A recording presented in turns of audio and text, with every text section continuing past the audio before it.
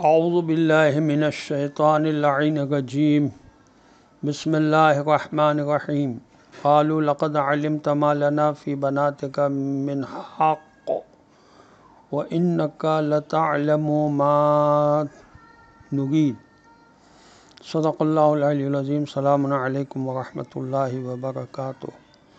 اللہ تبارک و تعالیٰ کا شکر ہے کہ سورہ مبارکہ ہود کی آیت نمبر 79 کی تلاوت کا شرف میں نے حاصل کیا، جس کا ترجمہ یہ ہے کہ حضرت لوط علیہ السلام کی قوم کے لوگوں نے جو بدکار تھے یہ جواب دیا کہ آپ تو جانتے ہیں کہ ہمیں آپ کی قوم کی بیٹیوں سے کوئی مطلب نہیں ہے، اور یہ بھی حقیقت ہے کہ آپ یہ بھی جانتے ہیں کہ ہم کیا چاہتے ہیں. تفسیر قرآن میں لکھا ہے کہ یہ فقرہ قوم لوط علیہ السلام کے فکر و عمل کی پوری تصویر کھینچ دیتا ہے کہ وہ ہم جنس پرستی کی گندگی میں کس قدر ڈوبے ہوئے تھے. بات صرف اتنی ہی نہیں تھی کہ وہ غیر فطری طریقوں سے اپنی جنسی خواہشات کو پورا کرتے تھے، بلکہ اب ان کی ساری کی ساری دلچسپیاں صرف اور صرف اسی گندی راہ کے لیے وقف ہو چکی تھیں. گویا وہ گندگی کا ایسا کیڑا بن چکے تھے جو گندگی سے باہر نکلنے کے لیے تیار ہی نہ تھا اور وہیں مر جانا چاہتا تھا.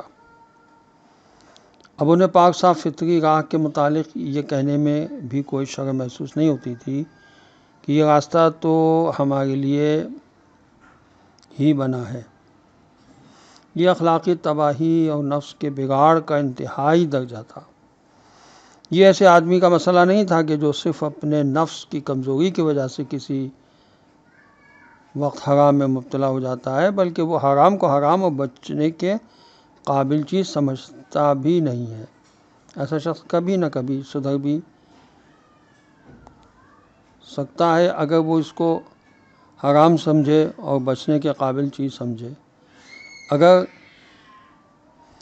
وہ نہ بھی سدھرے تو زیادہ سے زیادہ اس کے لیے یہی کہا جا سکتا ہے کہ یہ ایک بگڑا ہوا انسان ہے. مگر جب کسی انسان یا قوم کی ساری رغبتیں اور دلچسپیاں صرف اور صرف کار حرام اور غیر فطری عمل ہی سے وابستہ ہو کر رہ جائیں، یہاں تک کہ وہ یہ سمجھنے لگے کہ بس یہی عمل حلال ہے اور یہ حرام کام نہیں ہے، پھر اس کا شمار انسانوں میں نہیں کیا جا سکتا. وہ دراصل ایک گندا کیڑا بن کر رہ جاتا ہے جو گندگی ہی میں زندہ رہ سکتا ہے. ایسے کیڑے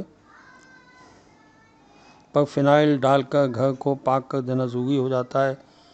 پھر بھلا خدا اپنی زمین پر ایسے گندے کیڑوں کے اجتماع کو کیسے گوارا کر سکتا تھا.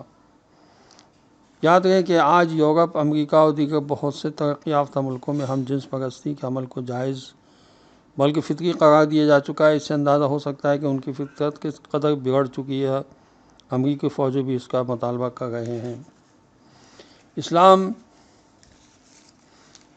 دین حق ہے اور ہمیں حضرت لوط علیہ السلام کے اس واقعے سے ہمیں مسلسل ہدایات دی جاتی رہی ہیں کہ دیکھو قوم لوط کی شرمناک زندگی سے سبق حاصل کرو.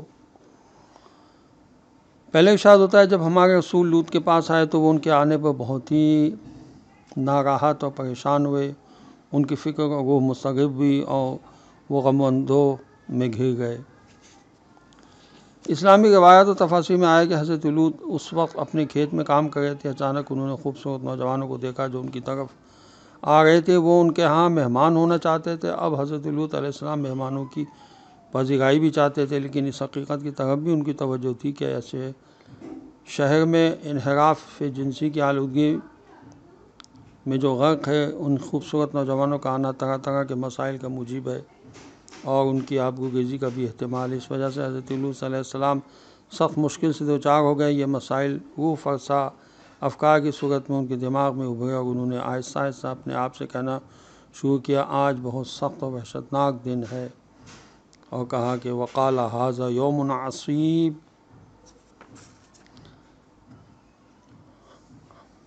حضرت لوط اس وقت حق رکھتے تھے کہ لرزنے لگے اور ناراحتی و پریشانی کی شدت سے چیخ و پکار کرے. انہوں نے کہا میں یہاں تک تیار ہوں کہ اپنی بیٹیاں تمہارے نکاح میں دے دوں، یہ تمہارے لیے زیادہ پاکیزہ ہے.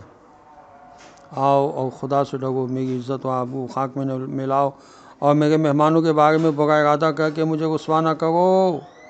السلام علیکم ورحمۃ اللہ وبرکاتہ۔